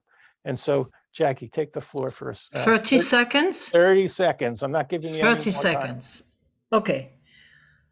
If I try to relate We Are the Tree of Life to what happened today, I would say that we have survivors, consequently, they have families who have dedicated their life and their time in concentration camp by performing arts, with being one of their skills. They could be dancers, they could be singers, they could be musicians, and you know the story, it's a little bit everywhere. And I thought, how do we take and we learn a lesson of resilience, of tolerance, of acceptance, of courage, even of survival, even if those people passed away, by sending the message to the world of today. How a kid who is in difficulty, we can show him how to take the skills that he likes, painting, writing, and give this courage to himself. I call it We Are the Tree of Life. And why we are? Because we are the Tree of Life. We are what happened to Pittsburgh, which initiated my program, what happened to Pittsburgh in 2018. Of course, I probably did that in 29 seconds. I could, can I share what's happening on the 24th? Okay, you get 10 more seconds, hurry. Okay. On the 24th, I have a program. Now that Jeffrey is okay, I will put you the link. It's done with the Shoah Foundation of USC. We have 400 registration as of now, and it presents the most powerful movie of the Holocaust, which is called Shoes. And Shoes describe the traveling of a pair of shoes. You don't see the people. I've traveled a pair of shoes from the time of prior to the Holocaust to the naked feet going down to the crematorium. There is not a word, only music. And I call it the most powerful one because you don't need to understand the wording. There is no wording, there is no language, but you can understand through music. And all of us as individuals, we love music. Oof, exhausting. Okay, put it in the chat and we'll go back. Thank you.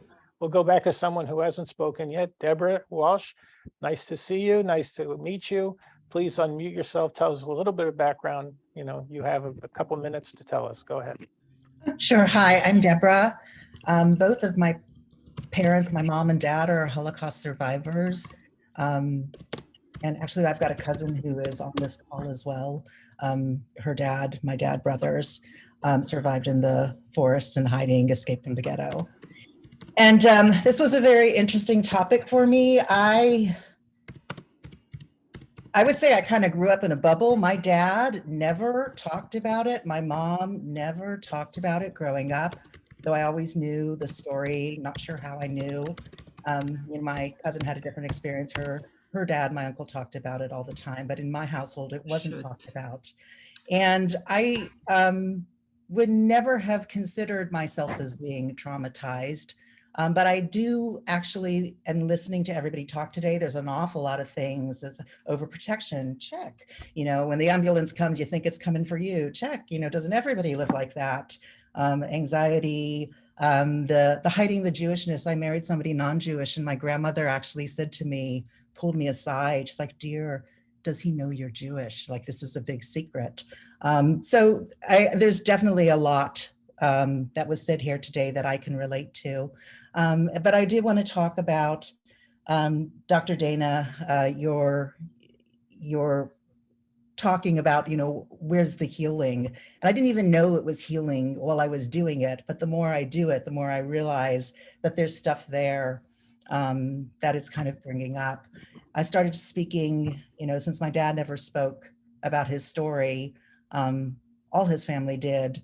I started speaking on behalf of my dad in my child's middle school, actually, 8th grade, when I learned that they didn't have a Holocaust speaker. And the year before, my daughter, when they had to do presentations on somebody who survived the Holocaust, she went and she Googled something and found a story to tell, and it wasn't ours. And I realized, you know, that somebody needs to talk about it and tell my dad's story. And through the past 5 years of speaking in schools, I've found some works by my grandmother in Yiddish that I've spent years with my dad working through translating and pulling together a website for my family, which I've just kind of released to the family, that I spent a few years on, pulling together like an archive of all our family history that I can find, all documents I can find. And I think that process has been very enlightening and healing when I never knew that there was healing needed. So just I wanted to share that. So thank you for listening. Well, thank you, Deborah. And Ruth, you have something to add? Unmute yourself, Ruth, please. I wanted to mention that the World Conference of Child Survivors is being held in St. Louis this year. We canceled it for a couple of years because of the pandemic, and it is one of the most uplifting experiences. It was Ruth Bollinger many years ago, I forgot if it was 20 or 30 years ago, that introduced me to this particular group. And the spirit of these people that have survived and thrived is, I shouldn't say amazing, but it is something that will give us a chance to see what can happen when people overcome. We don't forget, and many of us have trauma all our lives, of course, but we've gone on to live our life on another level, and all that trauma underneath comes up once in a while, especially during these times when anti-Semitism is rising. But a conference like this is a healing process that has no comparison. And I wanted to mention it. I would think that some of you might look it up and go, because we are now focusing on second and third generation people who must be telling our stories in the near future. And Ruth, can you put the organization in the chat so we can have it for us? Yes, I can do that. Yeah. All right, terrific. Okay. Sammy, Thank Sammy, you for giving me the time. Bye now. No worries. And Sammy, can you please share with us what you want to share with us? One of the interesting things is that I find that survivors, even the second and third generation, okay, first of all, we have to tell the story. We have to educate the next generation. The changes, okay, will be made by the young generations. If you will look throughout history, all the changes have been made by the young people. And right now, unfortunately, in schools, universities, there is no real education. There is indoctrination. That is, and we have the social media, which is a wonderful tool for good, but it's also a very powerful tool to spread hatred. We have people in power. We have celebrities. They use their own words. Like, for instance, you probably heard of Whoopi Goldberg. I was asked to reply to her comment when she said that the Holocaust is not about race. This is extremely dangerous. It's not that the people should be punished like Whoopi Goldberg, but they should be educated, okay? Because the young people will not do the research. They will follow the leaders, the people in power. The other thing that I'm saying is we have to be very precise in the words that we use. And okay, for instance, here it is, the former Prime Minister of Israel used the word West Bank. I do not understand why leaders have to use the words of our enemies. What I'm saying is Greeks are coming from Greece, Italians are coming from Italy, Jews are coming from Judea. And take a look subliminally, the difference when you use the word Judea and Samaria. Subliminally, that means that we have returned to our homeland. The word occupation is out of context. You cannot occupy your own land. When you use the word West Bank, number one, it's confrontational. The first thing that people think of is occupation, okay? Being confrontational, nothing can be resolved. Call it whatever you want, but please, especially for the young people, and I go and I speak not only to the Jewish kids, to non-Jewish kids, and I tell them, please do not use the word West Bank. Use any other word that you want. Disputed territories, whatever you want, okay? But not West Bank, okay? Judea and Samaria, and if you don't feel comfortable. So that's basically what I'm trying to say. Okay, thanks, Sammy. Renee, you have your hand up. Please unmute yourself. Okay, so this is uplifting. Is it okay to share an uplifting story? We love uplifting. Okay, so this was yesterday and I put it in the chat, but when Dana said about recipes as a way of remembering, I started yesterday, determined to make my grandmother's, then my mother's Rosh Hashanah plum pie. And it only now could I find the Italian small plums.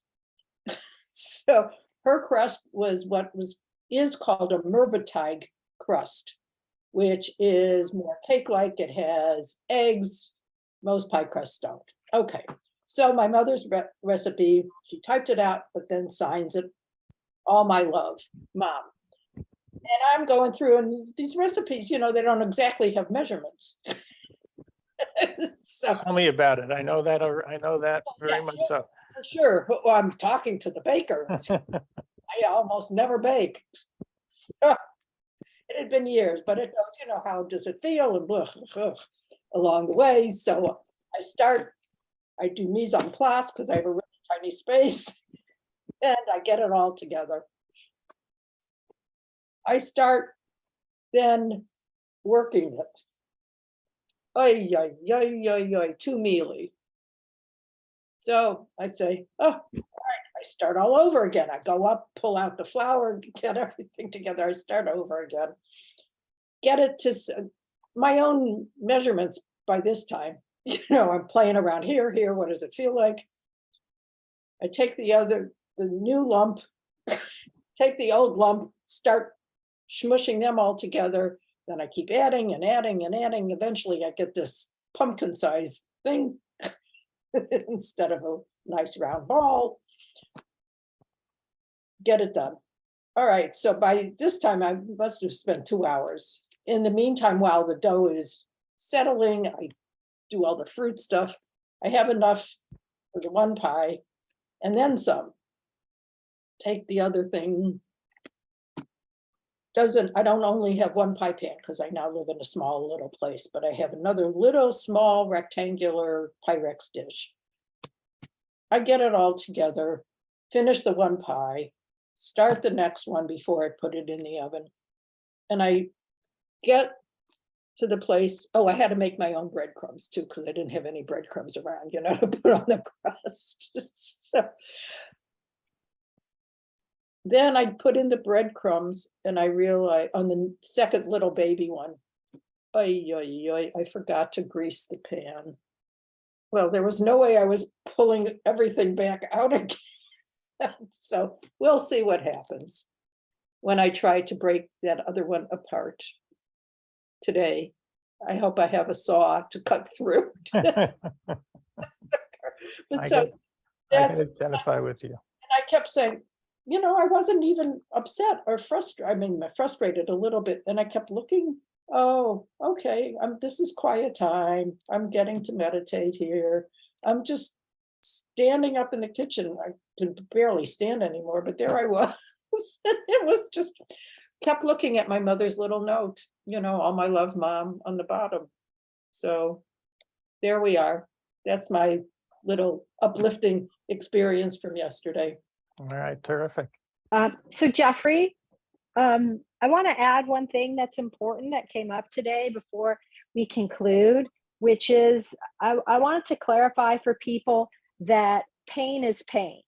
So some people are wondering, well, my parents weren't in the camps, but they were this, or they just got out, or they were in the forest, or for other people like me, I have grandparents who were in the pogroms, very traumatized by what happened in that time period in Tsarist Russia.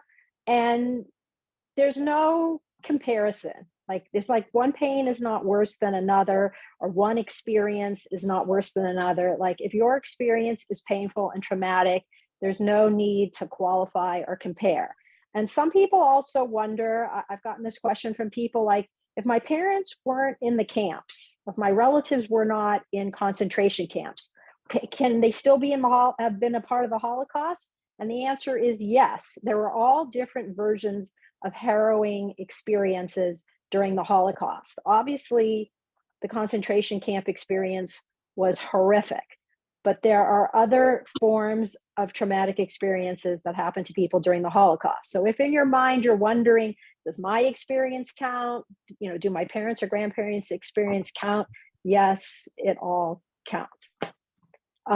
So I wanted to give Sabina, who's hopefully you can get back on camera, your hand's raised. And before we go there, Sabina, okay, Sabina, you're there. Unmute yourself. Welcome. It's nice to meet you. Hi. And tell us a little bit where you are and a little bit about your story before you ask your question. Sure. Or tell your story. Thank you. And thank you for organizing this. I'm in Eugene, Oregon. Both of my parents were survivors of Auschwitz and other slave labor camps. Both parents lost their children and their siblings and their families previous to being interred. The Einsatzgruppen killed the family members in both my mother's hometown in Ukraine and my father's hometown in what was then Poland, is now Belarus. So I heard a lot of very inappropriate things as a child, but they never explained everything to me or put anything into context. It all sort of came out in outbursts. And then I spent many, many years as an adult researching and tracking down what had happened. And I've also worked with a group called Yahad and Unum to receive and then get work with a friend of mine to translate witness testimonies of the mass killings in my mother's town and in my father's town. So that's a project I spent a few months on, in addition to other writing. My question is, after all that, so I have a son. I was extremely protective of telling him anything. I definitely raised him Jewish. He went to Jewish school. He you know, had his bar mitzvah.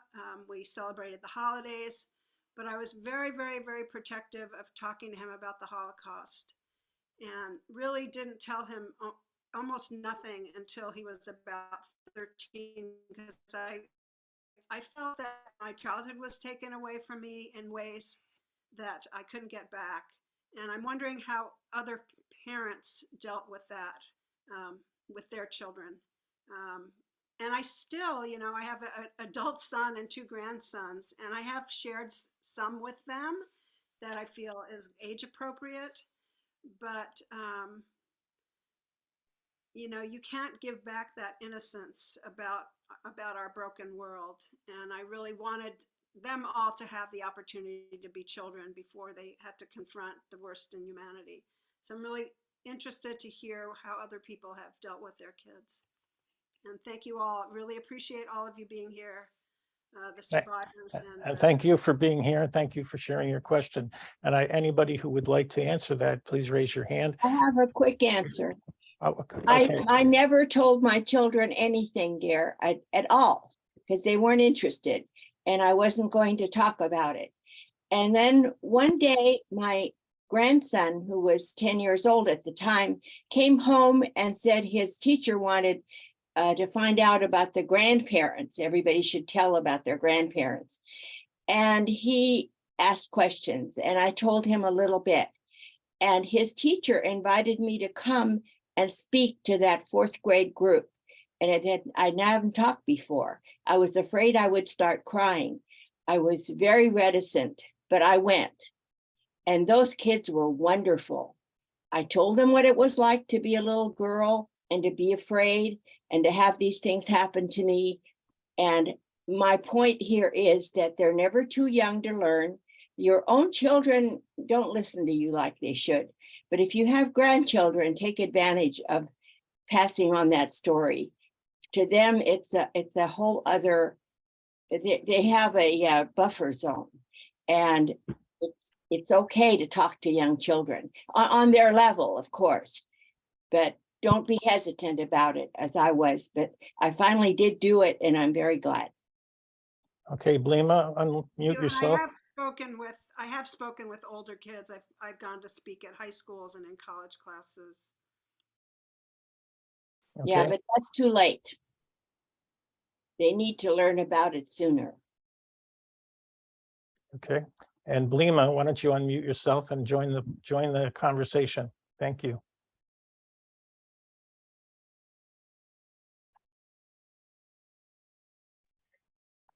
I am Blima Lorber from Brazil. I am daughter of 2 survivors. Okay.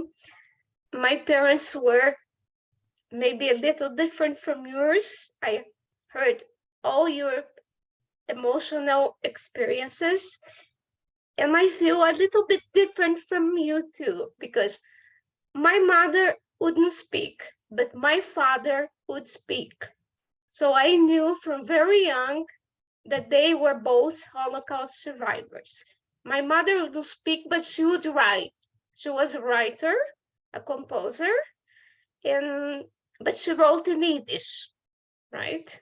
And I couldn't read Yiddish because I was very young, but I understood Yiddish, and I had the feeling that something was not so well with her. She had various nervous breakdowns, and my father had to cope with it and keep the family going, right? It's something, the only thing really I miss is that I didn't have great grandparents together. I never knew Why? When I was very young, so I grew up to know what happened to them. But I don't feel I have a traumatic experience. I work with Holocaust survivors. I interview them. I am very focused in partisans, resistance, which is one of my favorite themes. And I work with people who study the Holocaust. And I study, and I'm going on, and some people come to me to try to understand what really happened and this in such a place. I went to Poland for 28 times to research, to find out what happened to my family, to take professors to Poland to research. And it took me 5 years to enter Auschwitz. I think it was too much for the first time, for the second time, and it was too much for my father to go in. I was very worried about him. My mother wouldn't go to Poland, but my father always went because the staple never left his head and heart.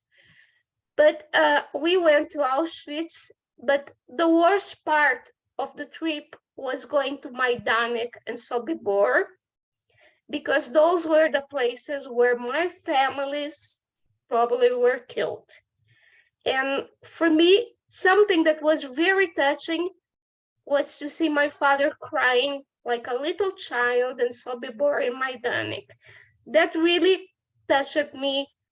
And I said, well, it's time to keep things going. So I work with the Holocaust almost every day. I have people asking me.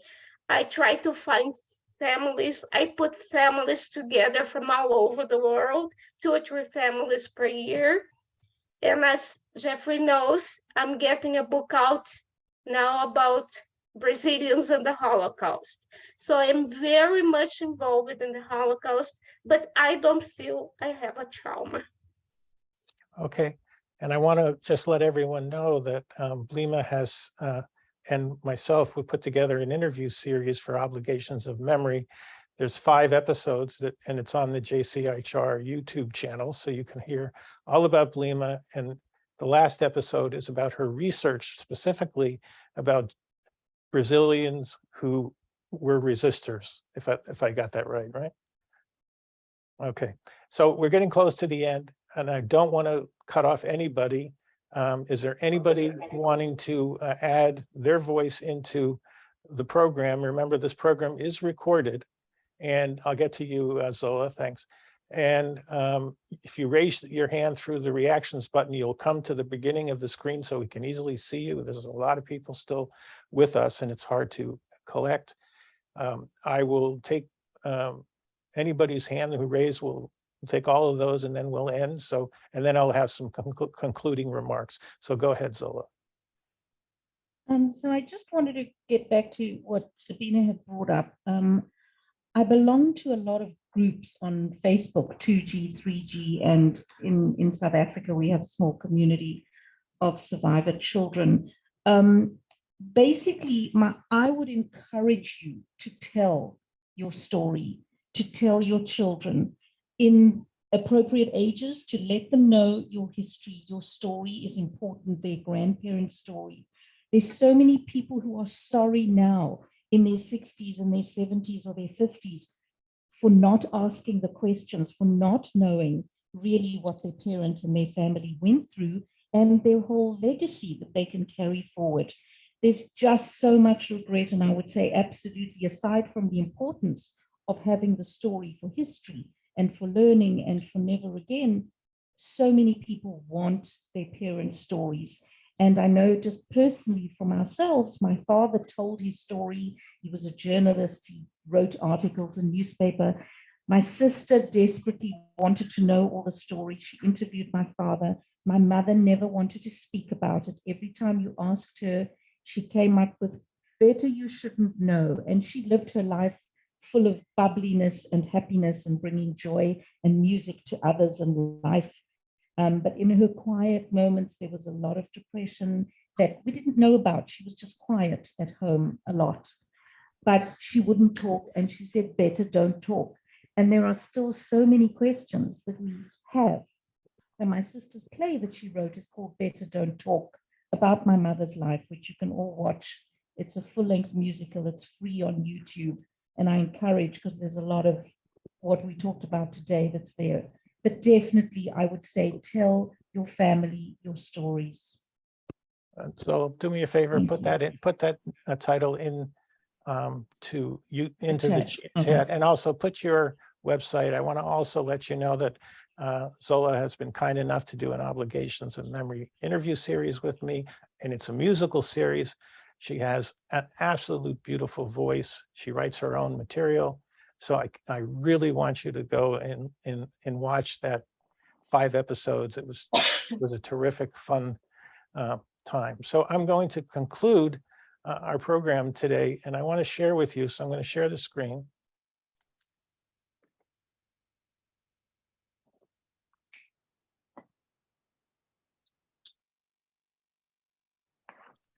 So you can see here, I've been busy over the last several months.